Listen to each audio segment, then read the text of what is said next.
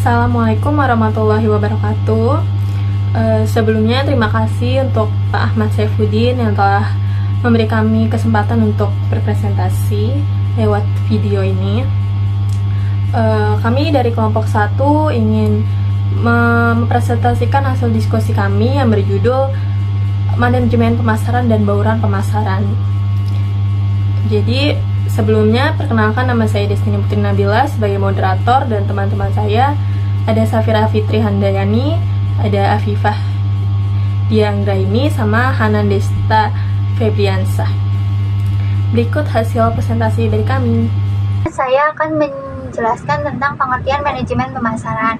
Manajemen pemasaran adalah kegiatan manajemen berdasarkan fungsinya yang pada intinya berusaha untuk mengidentifikasi apa sesungguhnya yang dibutuhkan oleh konsumen dan bagaimana cara pemenuhannya dapat diwujudkan.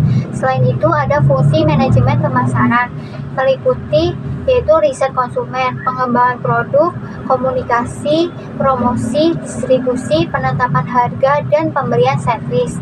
Semua kegiatan ini dilakukan untuk mengetahui, melayani, memenuhi, dan memuaskan kebutuhan konsumen. Manajemen pemasaran ini melibatkan penggunaan alat dan teknik seperti analisis data, riset pasar, kampanye pemasaran untuk memahami dan menjangkau audiens target. Jadi, manajemen pemasaran ini sangat penting bagi bisnis karena memungkinkan mereka untuk memahami kebutuhan konsumen, mengembangkan produk dan layanan untuk memenuhi kebutuhan tersebut, dan menciptakan strategi pemasaran yang efektif untuk mencapai dan mempertahankan pelanggan. Selanjutnya akan dibacakan oleh Safira. Di sini saya akan bahas tentang tujuan pemasaran. Tujuan pemasaran itu di situ dibagi menjadi 5. Yang pertama itu menciptakan demand atau permintaan, yang kedua itu meningkatkan keuntungan, yang ketiga itu menciptakan pelanggan baru, dan yang keempat itu memuaskan pelanggan, dan yang terakhir 5 itu menciptakan produk yang baik di mata publik. Yang pertama saya akan menjelaskan tentang menciptakan demand atau permintaan. Sebagai upaya menciptakan permintaan itu meliputi berbagai cara untuk mengetahui selera konsumen terhadap barang atau jasa yang diproduksi untuk memenuhi kebutuhan konsumen itu sendiri.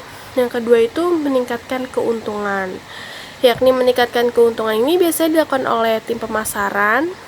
Keuntungan yang didapat dan diperoleh dari hasil penjualan barang atau jasa, yang tujuan itu sendiri itu untuk memuaskan pelanggan atau pembeli. Yang ketiga itu menciptakan pelanggan baru yang harus dilakukan dengan strategi yang tepat, yaitu misalnya seperti promosi. Promosi itu melalui berbagai cara, yaitu seperti iklan, mempromosikan di sosial media dan lain-lain, dan menawarkan harga-harga diskon untuk menarik perhatian pelanggan itu sendiri, yang artinya perusahaan itu harus mampu mengeksplorasi dan mengidentifikasi kebutuhan pelanggan itu secara lebih luas lagi. Yang keempat itu memuaskan pelanggan. Perusahaan itu harus menciptakan barang dan jasa tidak hanya untuk memperoleh pendapatan, tetapi untuk memuaskan pelanggan itu sendiri. Maka sebabnya itu perusahaan harus mengembangkan produk yang baik dan jasa yang baik untuk memenuhi ekspektasi pelanggan itu untuk memberikan kepuasan. Jika konsumen tidak puas, maka bisnis tidak akan dapat menghasilkan pendapatan untuk memenuhi biaya dan modal itu sendiri. Maka sebab itu perusahaan harus memenuhi untuk memperhatikan kepuasan pelanggan dan barang terhadap pelanggan tersebut. Dan yang terakhir itu ciptakan produk yang baik di mata publik, yaitu berarti pemasaran untuk membangun citra produk yang baik di dalam masyarakat. Tim pemasaran itu sendiri menyediakan barang atau jasa yang berkualitas. Untuk konsumen harus memasang harga wajar untuk menciptakan citra baik pada konsumen itu sendiri. Baik, selanjutnya saya akan membacakan slide kedua, yaitu strategi pemasaran. Strategi pemasaran adalah suatu cara untuk dapat mencapai tujuan. Dalam organisasi bisnis, strategi dihadapkan dengan persaingan di mana strategi dapat pula diartikan sebagai untuk memenangkan persaingan. Strategi pemasaran sangatlah penting untuk menjamin keberhasilan bisnis. Berikut ini adalah strategi pemasaran menurut Herigel, D. dan Slocum, J.Y. yang mengemukakan dua jenis strategi pemasaran, yaitu satu, market penetration strategy, yang berupaya untuk meningkatkan pemasaran pada pasar yang sekarang ada melalui produk yang sekarang telah ada pula. Yang kedua, yaitu ada market development strategi, yaitu upaya mencari pasar baru dari produk yang sudah ada. Selanjutnya di sini ada bauran pemasaran. Bauran pemasaran atau marketing mix adalah kombinasi dari variabel atau kegiatan yang merupakan inti dari sistem pemasaran yang digunakan perusahaan untuk mempengaruhi tanggapan konsumen. Kemudian bauran pemasaran ini sebenarnya ada 9P. Saya yang pertama itu ada menjelaskan 4P. Yang satu itu produk. Produk yaitu barang yang ditawarkan untuk memenuhi keinginan dan kebutuhan konsumen. Faktor-faktor yang termasuk dalam produk adalah kualitas, fitur, desain, merek atau kemasan. Contohnya tuh kayak sebuah perusahaan pakaian yang menawarkan berbagai jenis pakaian dengan kualitas bahan yang baik dan desain yang menarik. Terus yang kedua itu ada price atau harga. Harga yang ditetapkan penjual untuk konsumen. Biasanya penjual juga memberikan harga diskon untuk menarik konsumen. Jadi contohnya tuh kayak kedai minuman Haus yang kemarin tuh yang lagi beli 1 gratis 1, itu dia tuh menawarkan menu yang sangat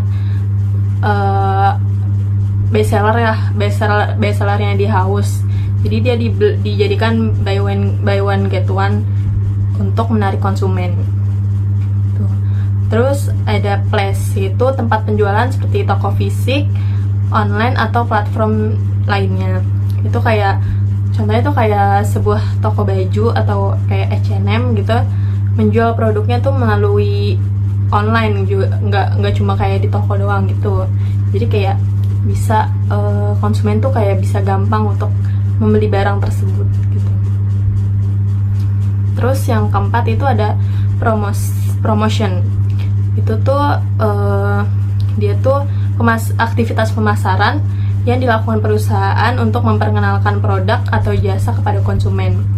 Contohnya tuh kayak perusahaan pakaian yang membayar selebgram terkenal gitu, kayak endorse lah gitu untuk mempromosikan produknya agar produk itu jadi banyak yang beli gitu. Kemudian yang 5P itu dijelaskan sama teman saya Afifah. Terima kasih. Kemudian ada bauran pemasaran 5P. Yang kelima ada people, di mana tim pemasaran seperti manajer, karyawan ini bertanggung jawab agar bisa mencapai keinginan konsumen. Keenam, proses, yaitu proses pembuatan, pengemasan yang cepat dan pendistribusian yang cepat agar konsumen tidak kecewa. Ketujuh, physical evidence, yaitu bukti fisik seperti fasilitas yang nyaman, kemudian tampilan produknya, dan penampilan karyawan. Karena semakin banyak juga minat pada konsumen. Kedelapan ada psikologikal, yaitu reaksi atau persepsi pelanggan terhadap produk dan layanan berdasarkan perasaan, sensasi, dan lain-lain. Kesembilan ada proportion, yaitu nilai atau manfaat yang ditawarkan pada pelanggan untuk meyakinkan mereka agar memilih produk dan layanan tertentu, melibatkan elemen seperti nilai tambah, kemudian penawaran unik, dan diferensiasi dari pesaing. Jadi, 5P ini sangat penting bagi strategi pemasaran, karena untuk menciptakan nilai tambah dan membangun hubungan yang kuat akan pelanggan terhadap pelanggan. Selanjutnya akan diserahkan oleh moderator. Baik, sebelum presentasinya kami tutup, kami membuka pertanyaan dari materi kami maupun rating dari PPT atau presentasi kami. Itu via grup ataupun Gmeet. Jika ada yang ingin ditanyakan, dipersilahkan. Sekian presentasi dari kami, kurang lebihnya mohon maaf. Wassalamualaikum warahmatullahi wabarakatuh.